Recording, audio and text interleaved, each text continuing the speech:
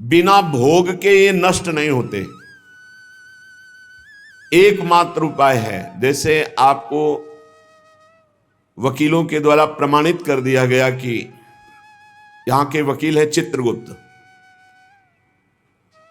पूरी सीन सहित आपकी चेष्टाओं को अंकित किया जाता है, वो आपके मन में है, आगे प्रसंग आएगा।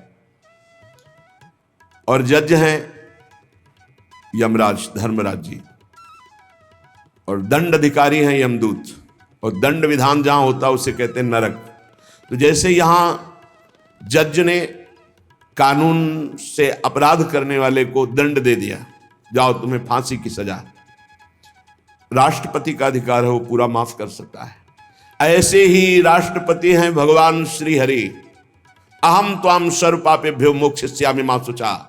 अगर शुभ अशुभ कर्मों से बचना चाहते हो तो एकमात्र उपाय भगवान की शरण में होकर नाम जप करो, अन्यथा अवश्यमेव भोक्तव्यम कृतम कर्म शुभाशुभम।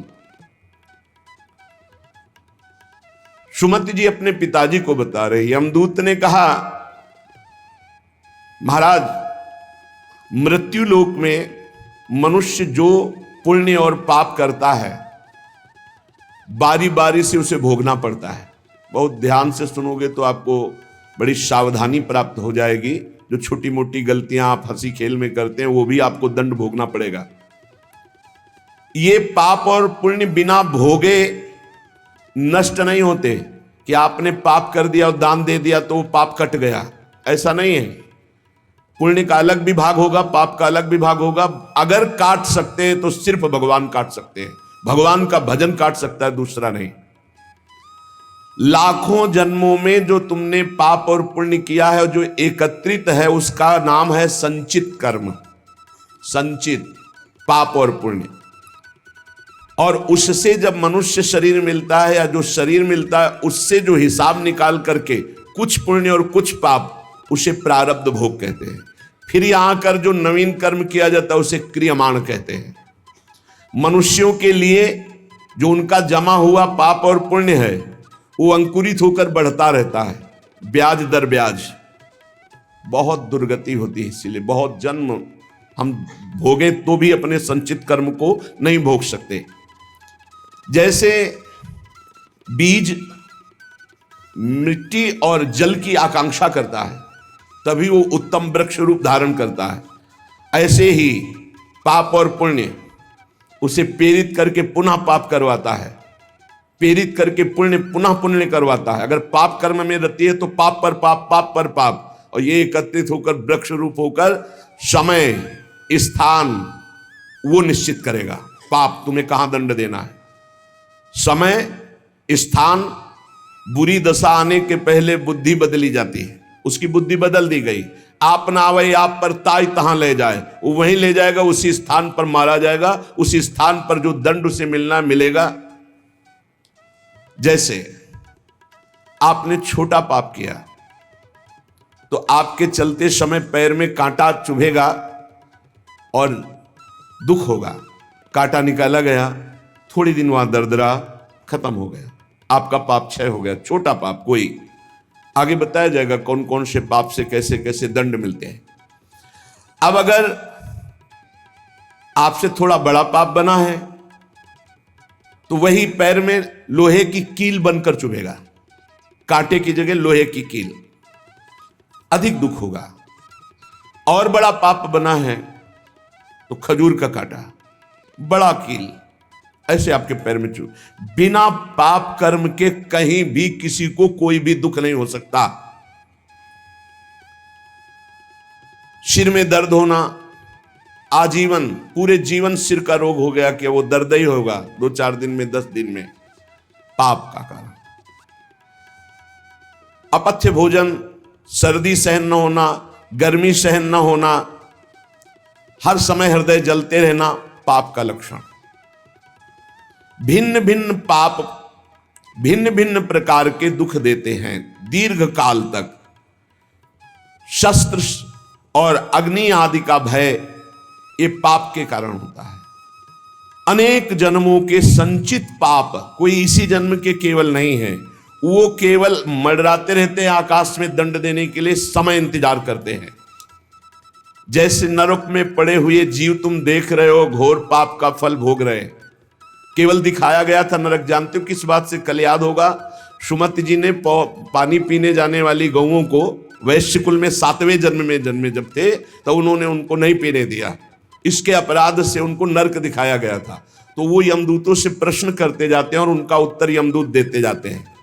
ये जो तुम देख रहे हो तड़पते हुए जीवों को नरक में, महापापी लोग हैं, अपने पाप का फल भोग रहे हैं।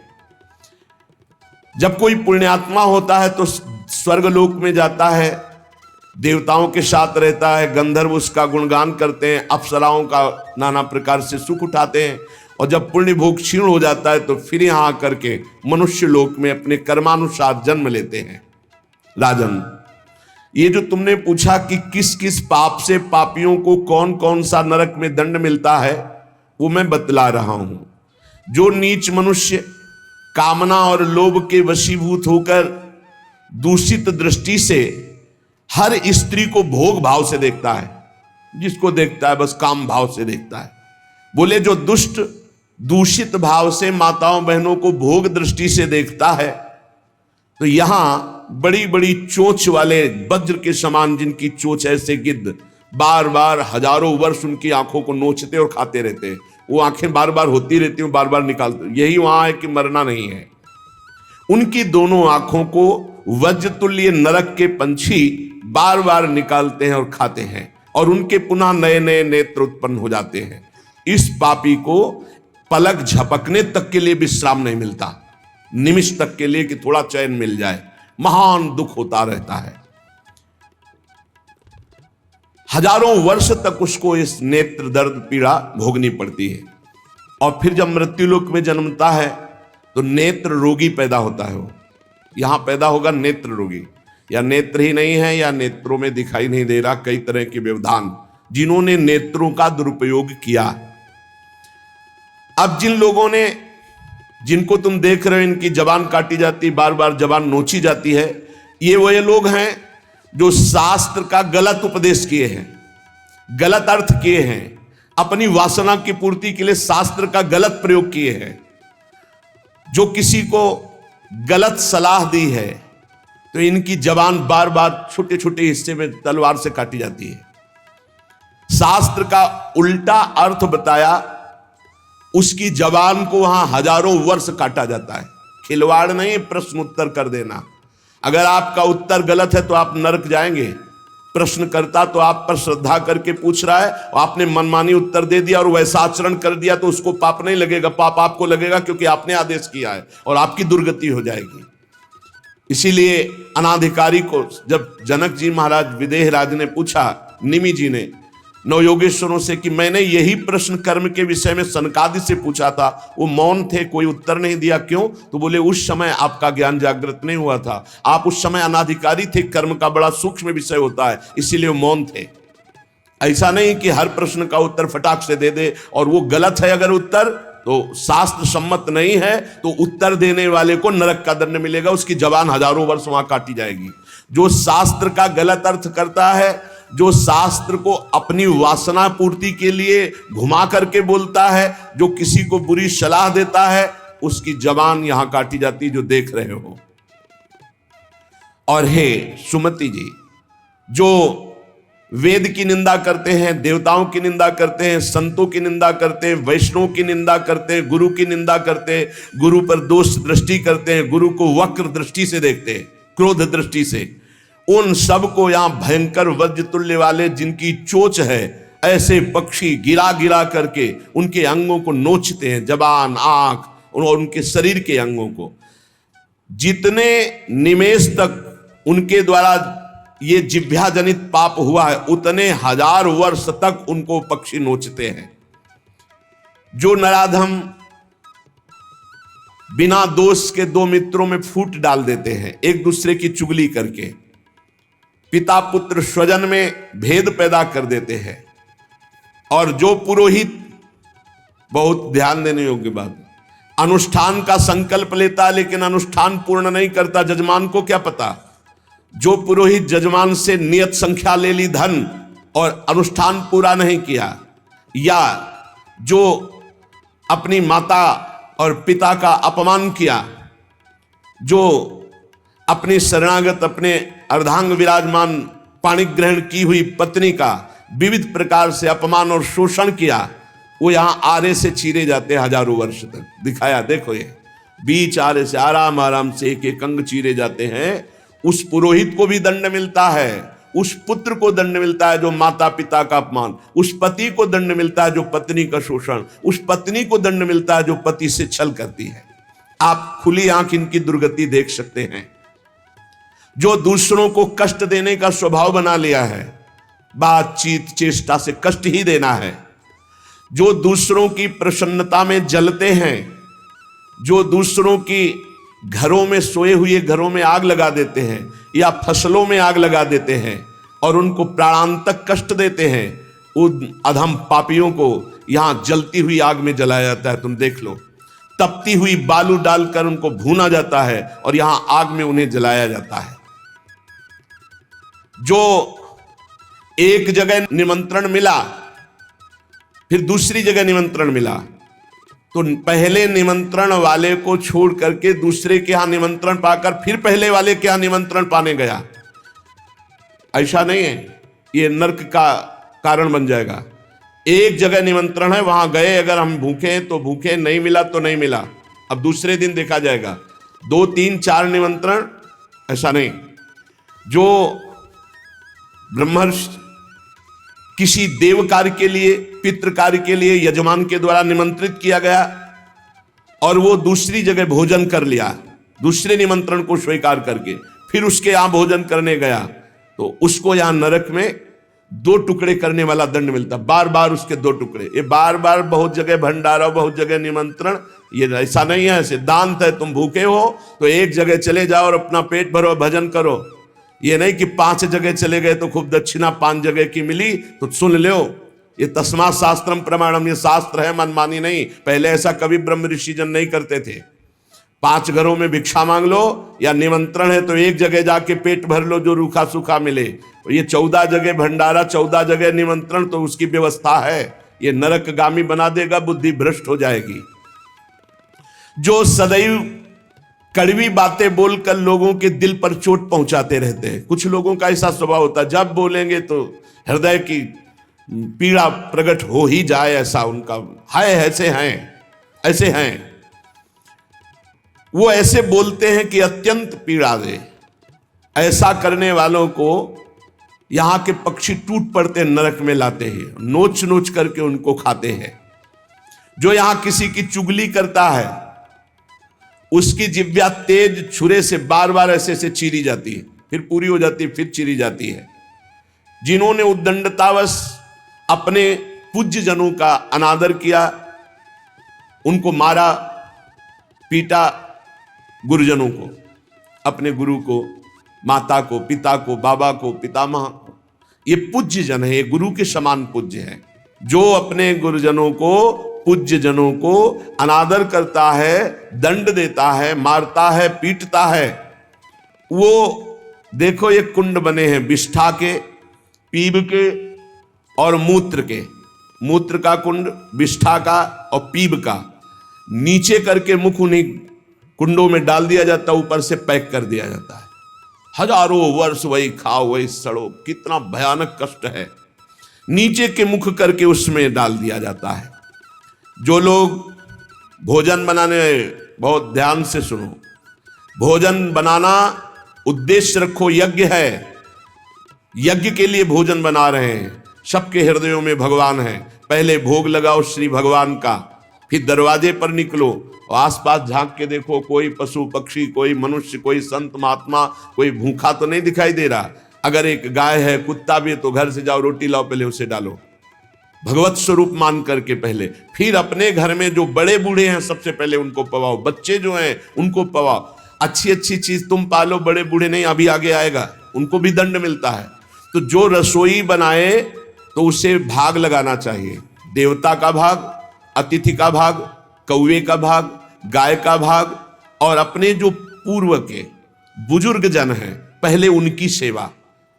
अच्छा जो भी रसोई बने, भगवान का भोग लगाया, दरवाजे तक गए, अतिथि को देखा, एक गौ के लिए ग्रास निकाला, एक कौआ पक्षी आदि के, जरूर जरूर ये नहीं निकालोगे तो पाप है। गीता जी में कहा जो अपने लिए पका के पाता है वो पाप पाता है। तो जो अभ्यागत अपने बुजुर्ग और अतिथि, अब कोई साधु महात्मा आया, माना कोई भी हो, वो दरवाजे में पुकारा, राधे श्याम, आप छुप नहीं सकते, आपको निकलना पड़ेगा। हाँ राधे राधे, क्या चाहिए, क्या सेवा करूं आपकी? आप जल पिएंगे, आप भोजन पाएंगे? नहीं मुझे पैसा चाहिए। वो नहीं दे सकता, खत्म खेल, आपका आदर हो गया।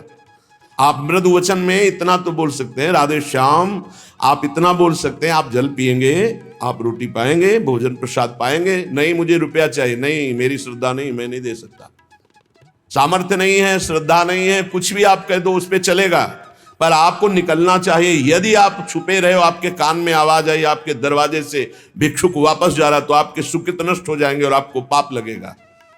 ये धर्म है, अतिथि देवो भव। देना ना देना वो आपके ऊपर की बात है, लेकिन मृदु वचन, जल और भोजन, ये तीन तो प्राय सब, नहीं कुछ है एक फल दे दे। अगर वो कहता है मुझे भूख लगी है, तो आप वहीं गेट के बाहर बैठे, परिचय नहीं है इसलिए, घर में जो सदस्य पुरुष वर्ग का उससे 2 रोटी भेज दीजिए।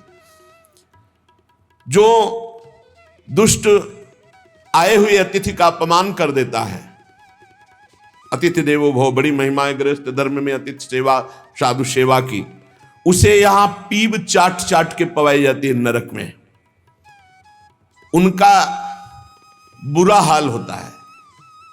बहुत सावधानी, इसीलिए धर्मात्मा पुरुष एक एक कार्य को बहुत धर्मपूर्वक, जो यहां दूसरे के भाग का अपहरण कर लेते हैं, पंगत में एक ही भोजन चलना चाहिए, ऐसा नहीं छुपा होना चाहिए कि 10 लोगों को और 10 लोगों को और। घर में ऐसा छुपाव नहीं होना चाहिए कि बूढ़ा बुढ़िया के लिए सूखी रोटी दाल और आप गर्मा गर्म हलवा और अच्छे अच्छे पदार्थ पा रहे हो। जो ऐसा भेद करके भोजन करता है, मुखिया मुख सो चाहिए, खान पान सो एक, जिसके घर में समर्पित नौकर हैं उनको भी वही भोजन पवाओ जो तुम पाते हो। ऐसा नहीं हो सकता कि तुम बढ़िया बढ़िया और फिर निकृष्ट भोजन उसको, ये तुम्हारा पाप बन रहा है। सबके हृदय में भगवान है, भोजन वही, तुम भले बचा खुचा पालो, घर के मालिक हो, लेकिन सेवकों को, बालकों को, वृद्धजनों को, अतिथि जनों को भरपूर। ये धर्म का ज्ञान अगर नहीं है तो फिर कह रहे हैं कि शरीर बड़ा भयानक मिलता है और मुंह सुई की नोक के बराबर होता है। अब वो इतना भूख से व्याकुल होता है, पर उसको खाने को क्या मिलेगा? वही गंदी चीज और सुई की नोक के, और हाथी जैसा शरीर, और भूख से वो तड़पता रहता है। ऐसा हजारों वर्ष नरक में मिलता है। जो लोग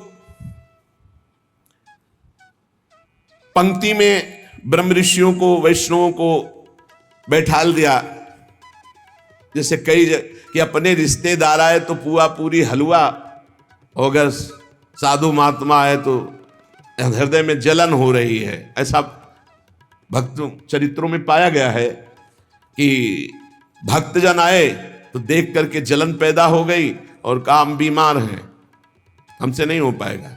और जब उनका भाई आया तो पुआ खीर और सब चकाचक,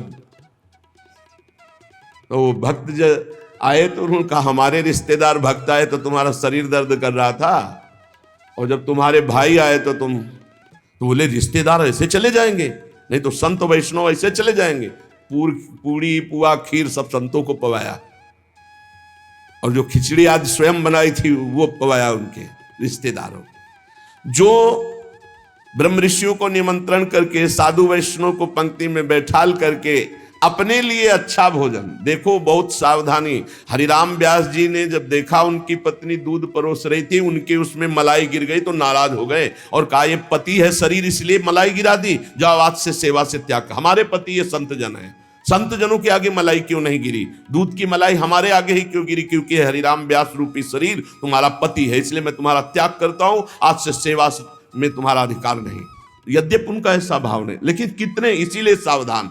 अब अपने घर वालों के लिए अच्छे लिए और संत महात्मा वैष्णव अतिथि के, तो बोले उसे दंड मिलता है, नरक में ला करके उसे विविध प्रकार से सताया जाता है।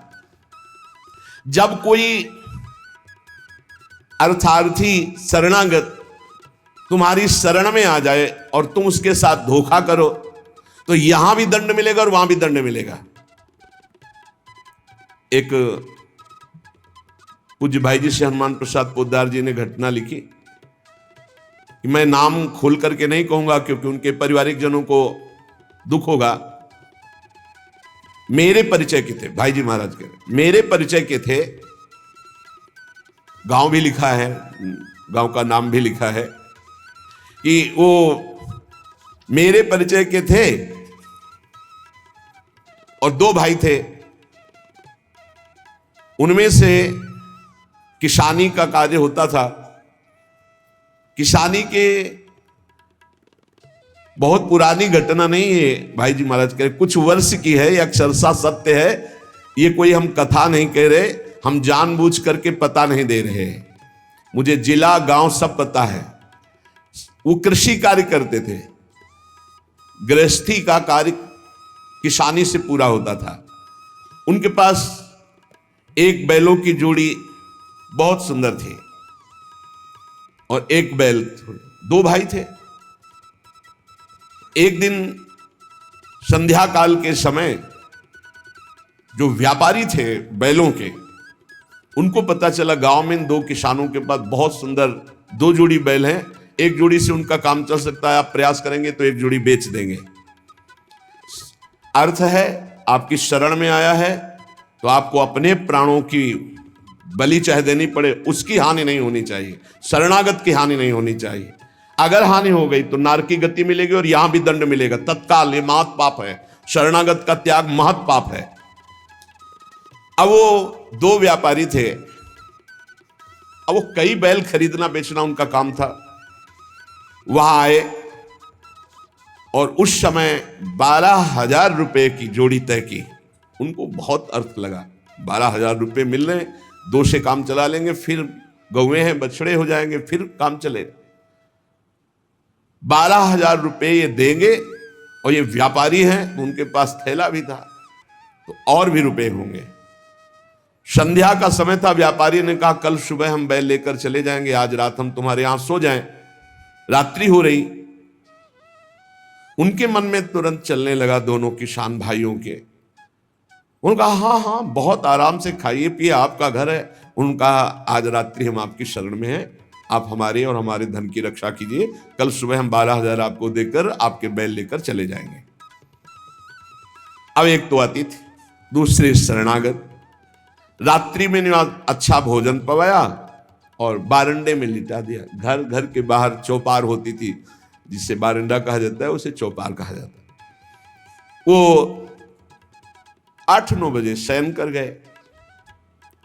कहीं कहीं बरोठा कहा जाता है, कहीं बारंडा कहा जाता है, कहीं चौपार कही जाती है। अब दोनों ने अपनी पत्नी से विचार किया कि अगर इन दोनों को मार दिया जाए तो बैल भी नहीं जाएंगे, 12,000 तो मिलेंगे भी, और भी व्यापारी है, पैसा इसके पास है, बहुत आनंद रहेगा। ये भाव बिल्कुल नाशकारी, क्योंकि उस शरण में है तुम्हारी, वो अतिथि है, बिल्कुल। ये तो मतलब लोक परलोक तत्काल नष्ट कर देता है, तत्काल। इसे महत पापों में कहते हैं। और महत पाप तत्काल प्रभाव दिखाता है, तत्काल।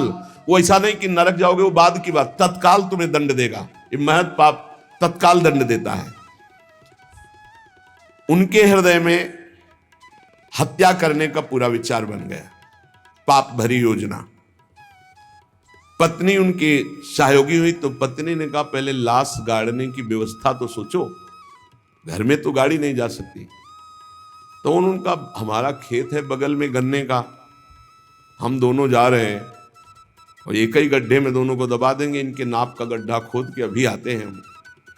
वो अति शीघ्र गन्ने के खेत में जाके गन्ना काट के और गड्ढा खोदने लगे। दैव योग से एक पड़ोसी को सोच लगी, भगवान का विधान होता, जाको राखे साइया मार सके न कोई। वो सोचा बगले में गन्ने का खेत है, यही निपट लेते। पहले शौचालय तो हुआ नहीं करते थे, गांव के बाहर खेतों में दूर जाना होता था। अब वो गन्ने के खेत में बगले में जाके अब ये बोले इतने में 2 आ जाएंगे।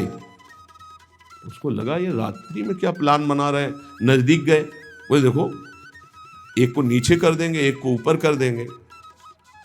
बोले कहीं पाप तो नहीं हो रहा। बोले 20,000 रुपया उसके पास है, तुम पाप की सोच रहे हो।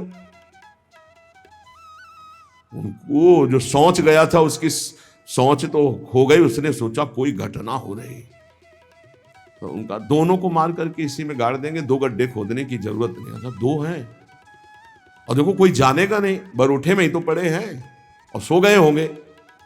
फौरन उसने जल से पवित्र हुआ, भागा उनके घर में गए, पड़ोसी ही था, वहां दोनों को जगाया और कहा ये अभी चलो हमारे साथ, कहाँ तुम्हारा पैसा ले लो।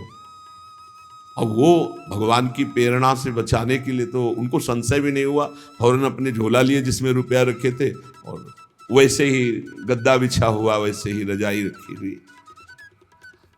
अपने घर में ले गया और कहा इन दोनों भाइयों ने मारने का प्लान और गड्ढा खोद दिया है, चुप यहीं शांत में। और उनके दोनों के एक लड़के थे जो नौटंकी देखने गए थे गांव के। कर्म बड़ा निकृष्ट संकल्प किया था, इसलिए पाप कर्म प्रेरित करके उन लड़कों के मन में है कि हमें नाटक अच्छा नहीं लग रहा, छोटे जगह चलो यार, हमें अच्छा नहीं लग रहा, हमें सोने का मन है। दोनों मस्ती से बातचीत करते हुए आए तो देखा बरूठे में गद्दा बिछा है और रजाई। तो उनका शायद माता पिता ने सोचा हो कि रात्रि में पता नहीं कब ये आएंगे तो दरवाजा खोलना पड़ेगा, यहीं सो जाते हैं। दोनों मुंह ढक करके उसी में सो गए। अब वो दोनों, भगवान का विधान बड़ा विचित्र होता है, दोनों गड्ढा खोद करके आए, अपनी पत्नी से कहा काम हो गया, गड़ासा निकाल, गड़ासा निकाल। बोले तू पैर पकड़, भाई से कहा तू खोपड़ी पकड़। अंधेरे का मामला, कोई बिजली तो गांव में रहती नहीं थी। दोनों पुत्रों को काट दिया और मैं गद्दा और रजाई सहित समेट के गड्ढे में तोप के। अब जब वहां गड्ढे में डालिया तो बोले झोला कहां, रुपया का? बोले हमने तो सोचा था सिराने ही होगा।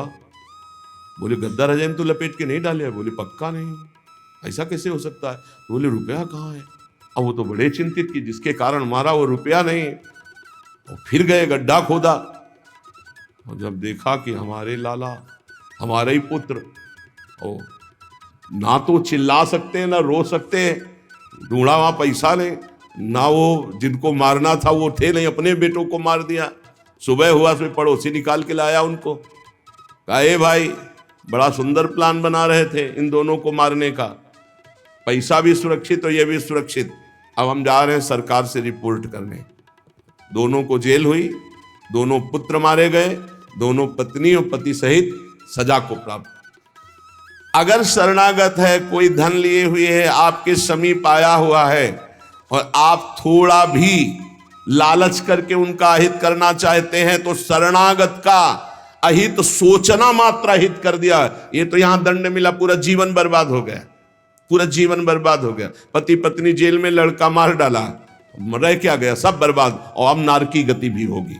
तो कह रहे हैं जो आए हुए शरणागत के साथ छल करता है तो यहां थूक, खखार, बिष्ठा, इसके कुंड बने हैं, इनमें डाल दिया जाता है, आनंद लो।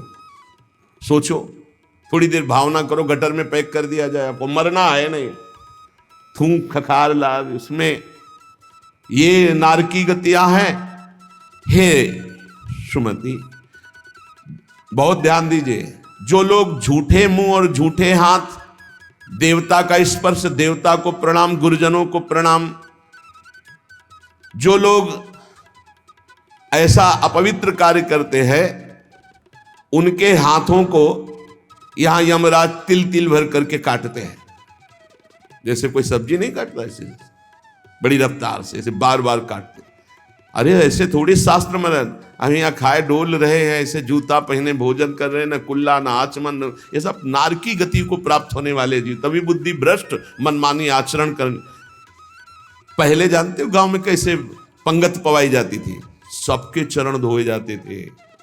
आप महाभारत में पढ़िए, राजसूय यज्ञ में जितने राजा आए थे सबसे अग्र पूजा भगवान की हुई, लेकिन भगवान ने सेवा ली थी सबके चरण धोने। कितना पवित्र व्यवहार था, शास्त्री, पट्टी बिछा दी, चरण धो दिए, हाथ धुलवाए, कुल्ला करवाए, सब बैठे, सबके तिलक पूजन और सबका फिर वो पत्तल, दोना, सकोरा, ये पवित्र है। ये होटलों में जो खाते हैं ना, वहां रज लगा के थोड़ी धोते हैं, ऐसे मारा पानी पाइप से, वही रुमाल हजारों में फेर दी। अब मतलब किसको है? जब वो कौन सा भोजन कहते हैं जिसमें सब ऐसे ले लेकर पाते हैं? हाँ, अब हमें तो कहना भी नहीं आता। अब सोचो उसमें वही शराब पिए हुए व्यक्ति खा रहा है, उसी से आप ले रहे, उसी से जो जो मना।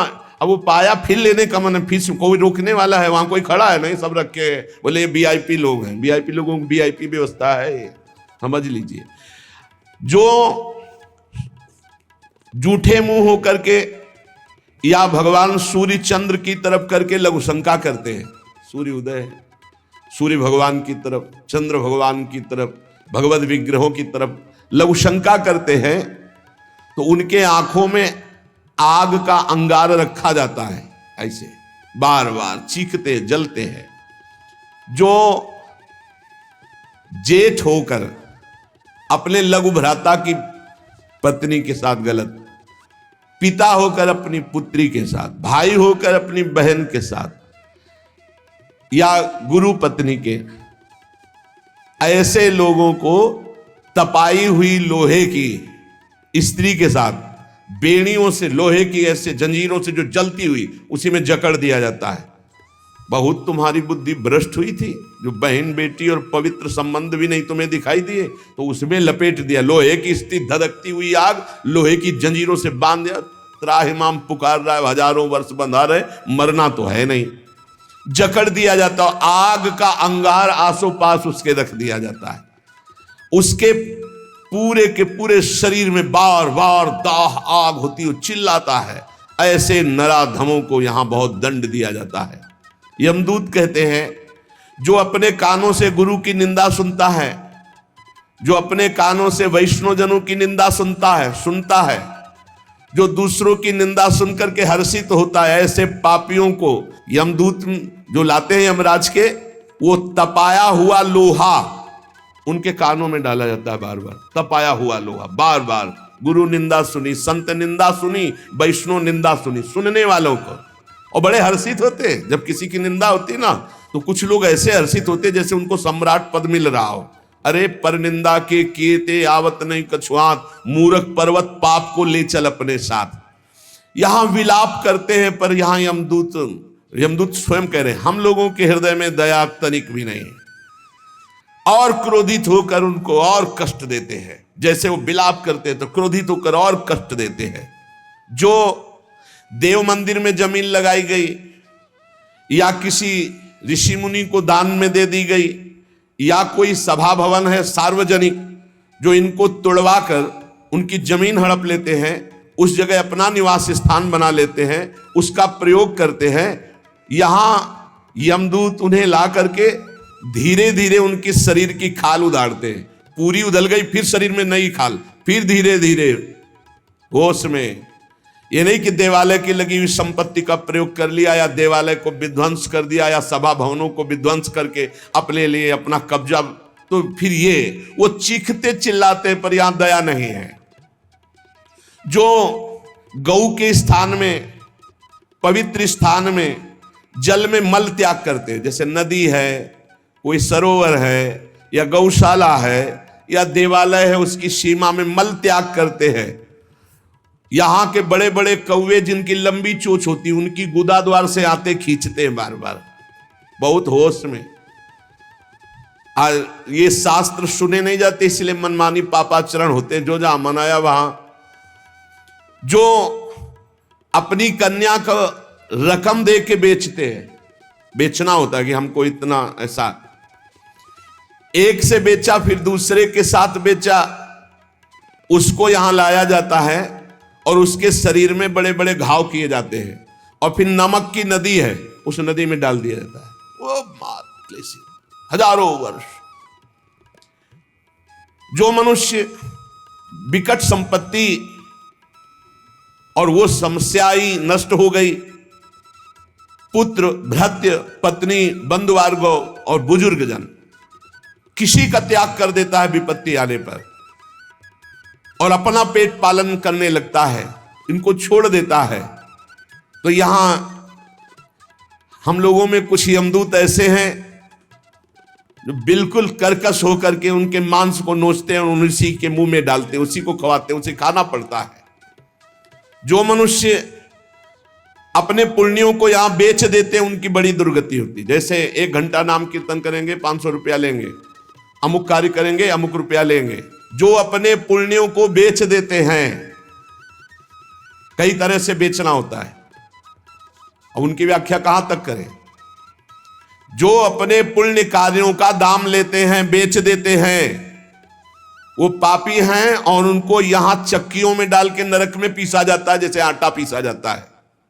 बेचे ही वेद धर्म दुइले ही, ऐसा नहीं था। परोपकार के लिए ब्रह्म ऋषियों का जीवन था।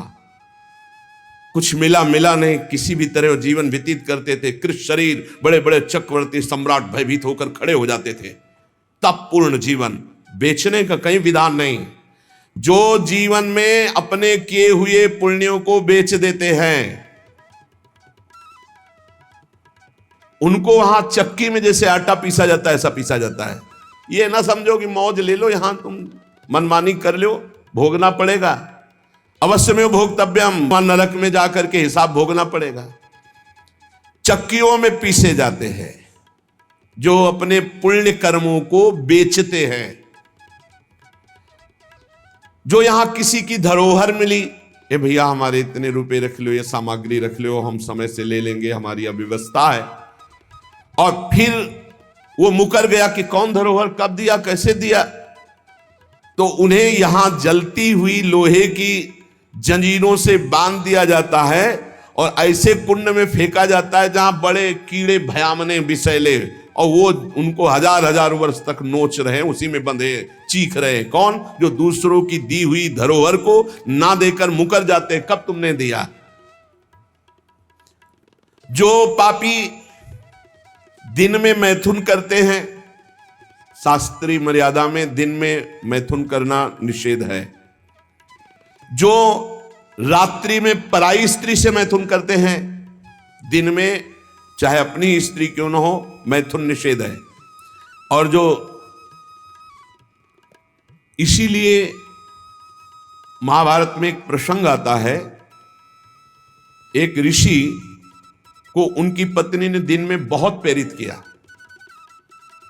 उनका नाम हमें तो स्मरण नहीं आ रहा, किंदम, हाँ ऐसे कुछ नाम था। तब उन्होंने कहा दिन में पुरुष रूप में तो हम आपके साथ मैथुन कर नहीं सकते, आप बहुत प्रेरणा करती, इसलिए पशु बनना पड़ेगा। तो आप भी अपने संकल्प से मृगी रूप धारण करें, मैं मृग रूप धारण करता हूं। ऐसा ही हुआ, मृग रूप होकर के वो सहवास कर रहे थे। इतने में ही महाराज पांडु ने देखा तो उन्होंने बाण संधान कर दिया।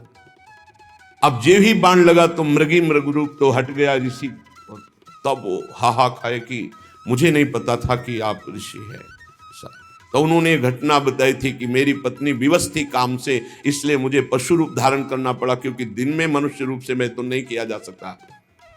जाओ, तुमने मुझे इस स्थिति में मारा है, अगर ऐसी स्थिति तुम्हारी हुई अपनी पत्नी के साथ तो तुम्हारे मृत्यु का योग हो जाएगा। मृत्यु का योग हो भी गया। तो जो दिन में अपनी स्त्री से या रात्रि में पराई स्त्री से, वो यहां पापी जन लाए जाते हैं। बहुत गहरा कुंड है जो खोपड़ी के बल उसमें छोड़े जाते हैं, और लोहे के बड़े बड़े नीचे कांटे लगे हुए हैं, पूरा बिंध जाते हैं। फिर निकाले गए, फिर फेंके। अरे भाई होश में, जैसी धरिवंश नरक गति दुर्भरियम द्वारे कटियत नक्षी के। और जो सदैव नई नई भोग प्रवृत्ति के लिए नवीन स्त्रियों को फंसाते रहते हैं और उनसे सहवास करते हैं, तो यहां एक बहुत बड़ा वृक्ष है सेमर का जैसा, और उसमें बहुत ही विषैले कांटे हैं। उस पापी को उसमें जबरदस्ती खींचा जाता है, बार बार नीचे बार बार ऊपर, करो आलिंगन। अधिक मात्रा में वो खून से लथपथ होकर, जहरीले कांटे लगने से व्याकुल होकर त्राहिमाम पुकारता है। जो लोग पराई स्त्रियों को फुसलाकर उनके सतीत्व को नष्ट करते हैं, जो लोग अपने धन के घमंड में आकर गुरुजनों को नीचा दिखाते हैं। जो लोग अपने गुरुजनों के प्रति रोष दृष्टि रखते हैं, उनको यहां लाकर जैसे चटनी पीसी जाती शिला में, ऐसे बड़ी बड़ी शिलाओं से उनको पीसा जाता है। यमदूत सुमति जी को बता रहे हैं, और वो बहुत कष्ट पाता है। ये यमलोक बड़ा दुखमय है, दिन रात यहां व्यथा ही व्यथा है। जो जल में मूत्रते हैं, कुल्ला करते हैं, थूकते हैं, विष्ठा करके सोचते हैं, बोले ऐसे लोगों को यहां थूक, विष्ठा और मूत्र से भरे हुए दुर्गंध युक्त नरक के कुंडों में डाला जाता है। अरे ऐसा थोड़ी साष्टांग दंडवत करो यमुना जी, गंगा जी में, और अपने घर से शौच आदि क्रिया करके। यदि नहीं ऐसा तो पात्र में लो और जल पियो पहले, और फिर दूर जा करके बहुत दूर शौच आदि होकर मिट्टी से ही हाथ और सब पात्र मार्जन करके फिर आओ, फिर पात्र मार्जन करो, फिर जल लो और दूर जा करके कुल्ला। ऐसे पवित्र जैसे गंगा किनारे भ्रमण करने वाले संत जन हैं तो सारी दिनचर्या गंगा जी से होती, पर बड़ी सावधानी से होती। ऐसा थोड़ी कि सोच लिया जाकर गंगा जी, ऐसा नहीं।